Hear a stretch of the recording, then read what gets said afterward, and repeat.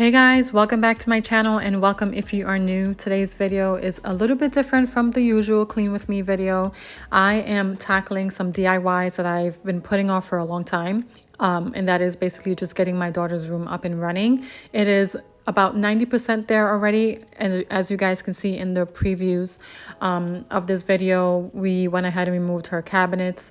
We painted everything in her room, and her bed is currently up. I'll show you guys an overview of that in a little bit, but today I am painting her old dresser that my son was using, and I'm going to give that back to her, and then I am going to continue on working in her room and just getting her room set up. That way I can be completely done with this and I can move on to my son's room next. So let's get started.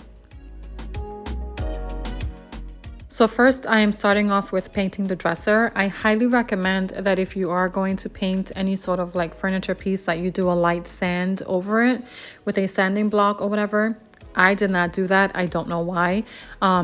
Usually it's just so that the paint sticks really well to the surface of the furniture piece, and I had a little bit of trouble when I applied my second coat of paint over this dresser, and that is because I did not sand the dresser prior to me applying paint. But it's okay, this dresser is so old but it's held up so well. And I think we've had it for, I want to say, a little over 9 years or so. And I got it from Walmart. I don't know if they still carry this dresser. I can definitely see and find it and see if I can link it for you guys, but it's held up pretty well and it's still in great condition. So I am just painting it right now. I purchased this paint from the Home Depot and it is called Dark Secret by Behr. And it is a beautiful color. It almost looks like a charcoal color.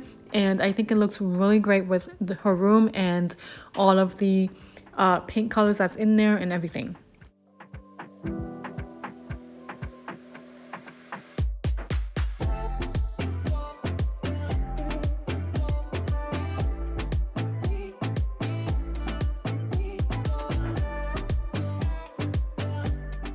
I do want to point out that if you have a piece of furniture in your house that you are contemplating either giving away or refinishing or whatever, go ahead and do it, because paint does such a wonderful job on so many different things.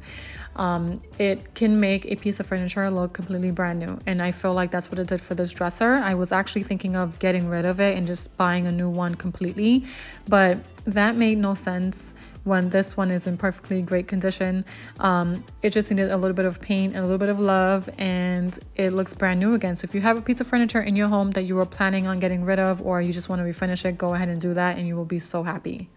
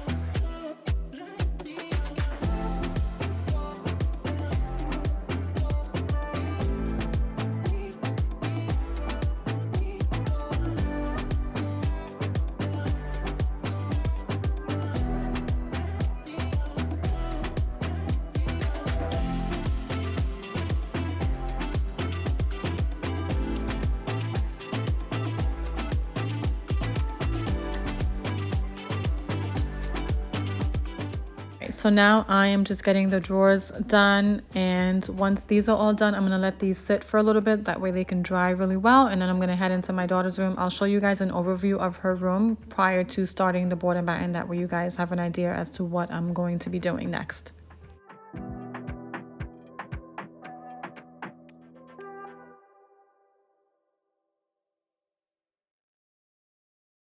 I'm acting surprised, but I know I'm not over. You keep missing our fights, even though they're so overdue.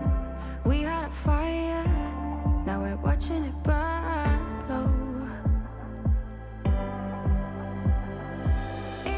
So my son Aiden wanted to come in, and obviously we were in his room because this is where the dresser was.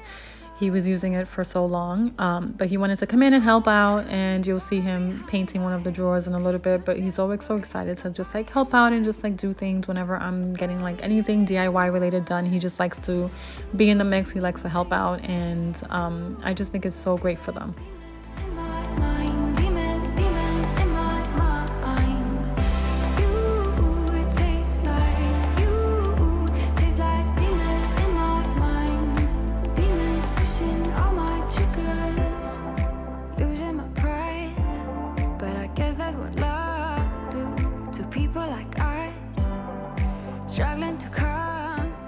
Okay, so this is an overview of my daughter's room at the moment. A little messy, nothing crazy. This is her bed, her blanket, all of this, most of the stuff I got from Target. This I got from Amazon. I'll link this for you guys. I'm not a huge fan of the material, but it's really like, I don't know, I feel like it's perfect for the weather, spring, summer weather season. So when the fall comes around, I'll probably just get her like a duvet cover, or just buy her one of those down alternative comforters, and just put a duvet cover over it and call it a day. But as you can tell, I still have that wall to get done, so I'm going to get the board and batten started right now.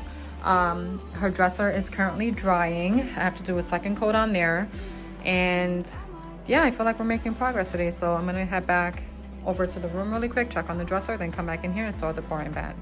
Start the board and batten. I can't talk. So at this point, I am just marking out how high I want her board and batten to be, and then I'm just going to measure it with my measuring tape and just mark a little pencil mark on her wall, and then just start from there, and that'll be where I am going to apply my first piece of wood. And the first piece of wood is I think it's a 1x4, and then I will also be using 1x3s. So the 1x4 is the horizontal board you'll see me putting up first, and then the 1x3s are the ones that are vertical, running down the wall. And then on the top, I believe I placed a 1x2. It's almost like a little shelf, you'll see in a little bit. So it's 1x4s with some 1x3s and a 1x2.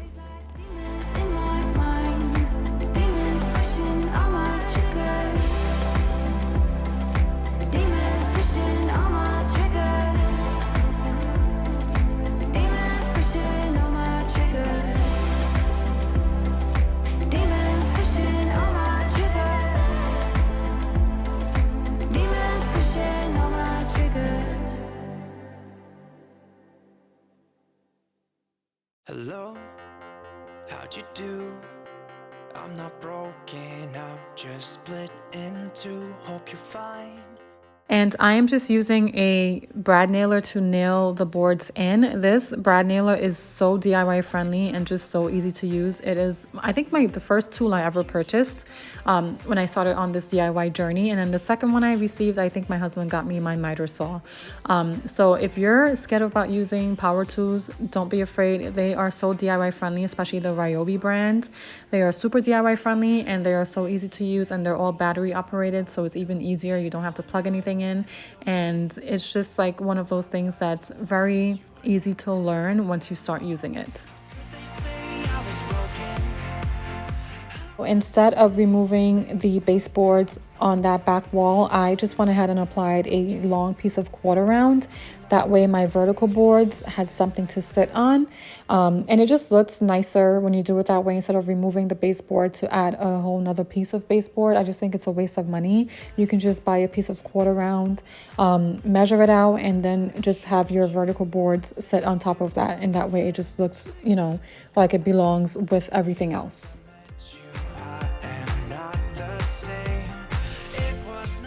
And the way I applied my vertical boards, I added my two pieces at the end first, and then I went in and I applied my middle piece.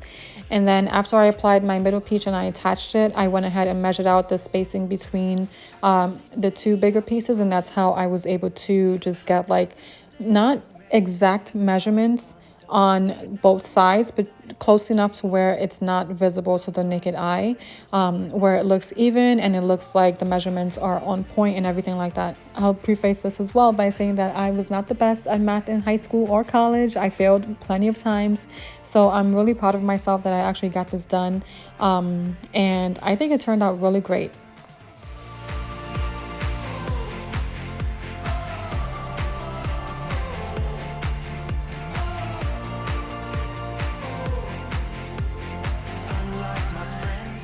As I was installing my last piece, my battery died, but thank God I had another battery as backup to go ahead and get this finished. Hope you're fine, ain't got time. I'm not broken, not broken, not broken. How could they say I was broken? How could they say you made me come? Okay, so now it's time to add my last piece of trim, and this is the 1x2 piece that I'm adding. So when I purchased these wood pieces, I didn't measure. I'm terrible at like doing things beforehand. I do them after. I don't know why I'm like that, but that's just how I am. So the length of the board, I had to end up cutting a piece from another piece of wood that I had purchased. I purchased extra just in case, and I had to apply that to the other end of the board, of the first board that I applied. And then the same thing happened with the 1x2 that I'm applying currently. I purchased a piece that was way too short, so I had to then cut another piece of 1x2 that I already have. And then I had to apply to the other end of this board. And once this is all filled in and everything, you won't even be able to tell. You won't be able to tell that a piece of wood was added to the end. It'll just look like one long piece of wood. I also had a hard time applying this little piece towards the end. For some reason, it was not sitting flush, so I had to shim it a little bit. I just took a piece of like cardboard that I had laying around and I just cut it into really tiny pieces and like just kind of like tuck it into the wood, and I just nailed it in. And honestly, like no one's gonna know, no one can tell. It's okay. People shim things all the time. You just have to use whatever you have on hand.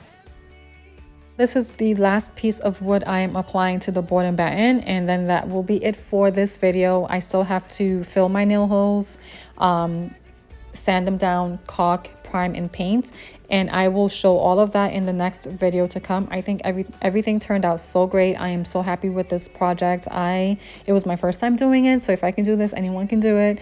It turned out so great. Her dresser turned out so great, and I cannot wait to show you guys what her room looks like when it's completely done. But here's an overview of everything that I did so far today. Don't forget to like and subscribe to my channel, as it does help me out a ton. I really appreciate you guys being here, and I'll see you guys in the next video. Have a good one.